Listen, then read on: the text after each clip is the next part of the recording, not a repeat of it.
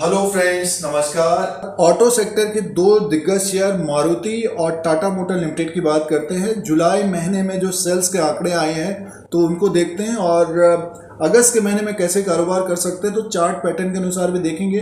दोनों शेयरों में गिरावट है, कोई ना कोई कारण है और सबसे बड़ा कारण जो बना हुआ है कोविड-19 की जो तीसरी लहर, तो उसके वजह से ऑटो सेक्टर में थोड़ा सा प्रेशर भी बना हुआ है। तो जुलाई के सेल्स के नंबर पेश किए हैं मारुति ने, टाटा मोटर्स लिमिटेड ने। तो सबसे पहले मारुति सुजुकी इंडिया लिमिटेड के देखते हैं कि जुलाई में क्या सेल्स हुई है। जुलाई के महीने में मारुति सुजुकी ने जो सेल्स की है उसको देख लेते हैं। और Maruti Suzuki sales in July 2021, Maruti Suzuki India limited posted total sales of 1,62,462 unit in July 2021।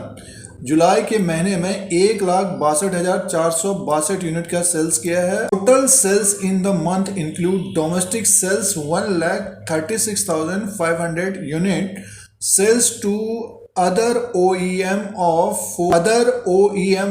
4,738 units and exports of 21,224 units.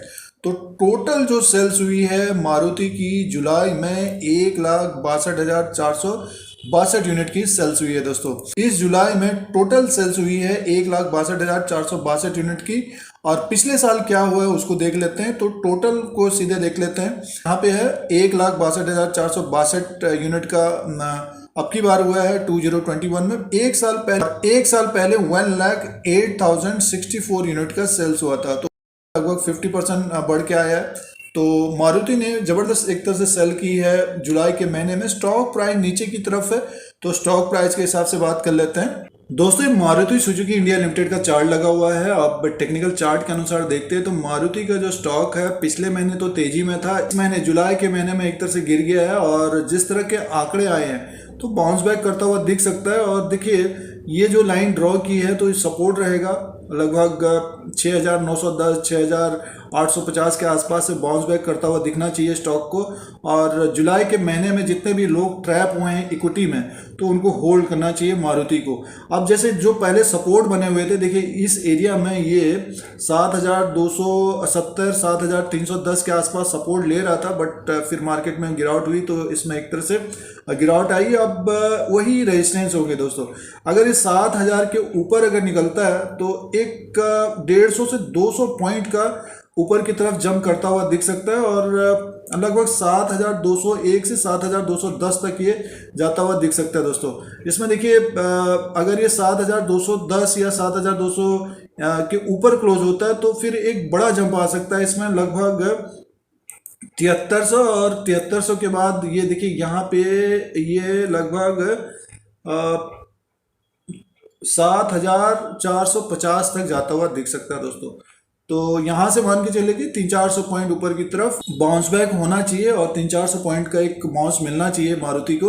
और RSI भी नीचे की तरफ है तो अपने अनुसार देखना चाहिए जो शॉर्ट टर्म के लिए कारोबार कर रहे हैं। और रही बात जो जिनके पास मारुति है लॉन्ग टर्म के लिए जो रखना चाहते हैं तो देखिए अभी क्या है कि थोड़ा सा प्रेशर बना हुआ है। जैसे कोविड की जो न्यूज आ रही है तीसरी लहर की, तो ऑटो सेक्टर में थोड़ा सा दबाव भी है। और जब तक ये 7,700 के ऊपर क्लोज नहीं होता है तब तक ये एक तरह से रेंज में ही कारोबार करेगा। और नीचे की तरफ आएगा तो बाइंग आ जाएगी और फिर एक तरह से बाउंस बैक करता हुआ देखेगा 300-400 पॉइंट। तो इसी तरह का ये कारोबार भी कर रहा है। और जो पुट एंड कॉल में कामकाज कर रहे हैं तो उनको जल्दी से डिसीजन लेना चाहिए। अगर स्टॉक ऊपर की तरफ जाता है, प्रीमियम बढ़ जाता है, और स्टॉप लॉस भी लगा लेना चाहिए। जैसे कि अगर प्रीमियम अगर किसी ने 100 रुपये में 100 रुपये का प्रीमियम के हिसाब से अगर कॉल ली है या पुट लिया है तो 30% यानी में स्टॉक अगर प्रीमियम 30% कम हो गया तो अपना पोजीशन काट लेनी चाहिए। पुट एंड कॉल में टाइम को देखिए और डिसीजन जल्दी लीजिए। और जिनके पोर्टफोलियो में है तो उतार चढ़ाव लगा रहेगा। और नेक्स्ट 6 मंथ में मारुति हमें ऊपर की तरफ जाता हुआ दिख सकता है। स्क्रैप पॉलिसी 1 अक्टूबर से आएगी और जिस तरह के सेल्स के नंबर आ रहे हैं तो स्टॉक में एक तेजी की संभावना रहेगी। और एक जो खबर बनी हुई है कोविड की तीसरी लहर आने के कारण मोटर सेक्टर में थोड़ी सी कमजोरी है तो उसके वजह से थोड़ा सा दबाव रहेगा। अगर नीचे की तरफ दिखता है डेफिनेटली इसको अपने हिसाब से बाई करना चाहिए। 7,000 का स्टॉक है बट समय देना पड़ेगा दोस्तों। और जो चार्ट बना हुआ है हाल फिलहाल तो ये एक जो चार्ट बना हुआ है एक तरह से 700-800 पॉइंट का जंप करता है फिर गिरावट आ जा रही है। अब पिछले महीने देखिए गिरा, अब बढ़ा, इस महीने गिर गया, अब इस महीने बढ़ेगा, फिर एक तरह से फिर गिरावट आएगी। तो इसी तरह का होने वाला ये अगले 1-2 महीना। और जैसे ही दिवाली फेस्टिवल सीजन आएंगे तो एक तेजी की संभावना रहेगी, स्क्रैप पॉलिसी आएगी तब तेजी की संभावना रहेगी। तो ये मारुति का चार्ट पैटर्न के अनुसार है, बाउंस बैक करता हुआ दिख सकता है मारुति सुजुकी इंडिया लिमिटेड का स्टॉक।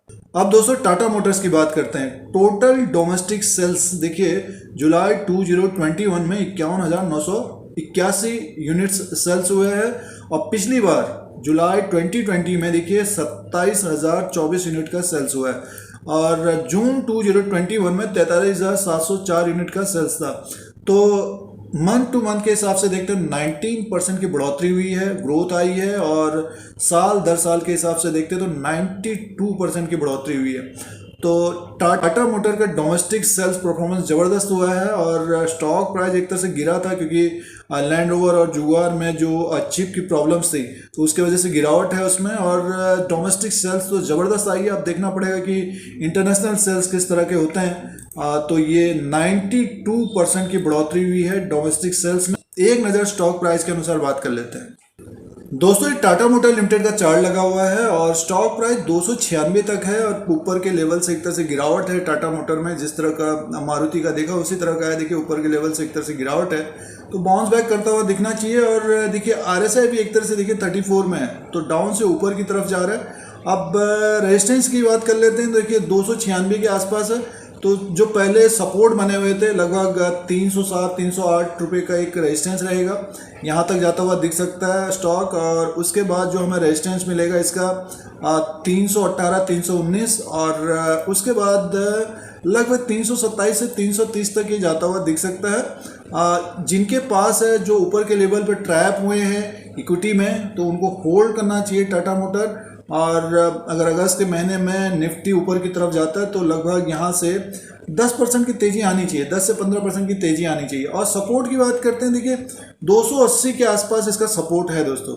अगर 280 से नीचे की तरफ क्लोजिंग देता है, इस कभी कभार क्या होता है कि जैसे स्टॉक जो है नीचे की तरफ आए फिर बाउंस करके ऊपर की तरफ चला जाता है, क्लोजिंग अगर देगा तब इसमें थोड़ी सी कमजोरी हो सकती है। उसमें भी ज़्यादा पैनिक नहीं होना चाहिए। जो खरीदना चाहते हैं ऑटो सेक्टर के शेयरों को तो डेफिनेटली टाटा मोटर को भी देखना चाहिए। और 2 स्टॉक और महिंद्रा एंड महिंद्रा और अशोक लेलैंड, तो उनको भी देख सकते हैं। और मारुति है ही है। तो टाटा मोटर में आने वाले समय में तेज़ी रहेगी, और उसका कारण यह है कि डेब्ट फ्री होने जा रही है 2024-2025 तक, और स्क्रैप पॉलिसी आ रही है। तो ऑटो सेक्टर में आने वाले 6 से 1 साल में बड़ी तेज़ी की संभावना रहेगी। बीच में जो एक कोविड की लहर आ सकती है, तो उसमें अगर गिरावट होती है तो डेफिनेटली स्टॉक को देखना चाहिए। जो लॉन्ग टर्म के लिए लेना चाहते हैं, शॉर्ट टर्म वालों को 1-2% का स्टॉप लॉस लगाना चाहिए। टाटा मोटर का जो स्टॉक में गिरावट आई है जंप करता हुआ दिख सकता है, जिस तरह के नंबर्स आए हैं, और इंटरनेशनली नंबर अच्छे आएंगे तो और ऊपर की तरफ जाएगा। फिलहाल 319 से 330 तक का एक लेवल ऊपर की तरफ हो सकता है। तो ये टाटा मोटर का चार्ट पैटर्न के अनुसार है, रेजिस्टेंस, सपोर्ट और टारगेट, और इसमें लगभग 10 से 15% की तेज़ी की संभावना रहेगी अगस्त के महीने में। तो दोस्तों ये टाटा मोटर का अपडेट था, और मारुति का जो सेल्स के नंबर थे उसका अपडेट था। फिर नया वीडियो लेके आएंगे। आज के लिए इतना ही, धन्यवाद।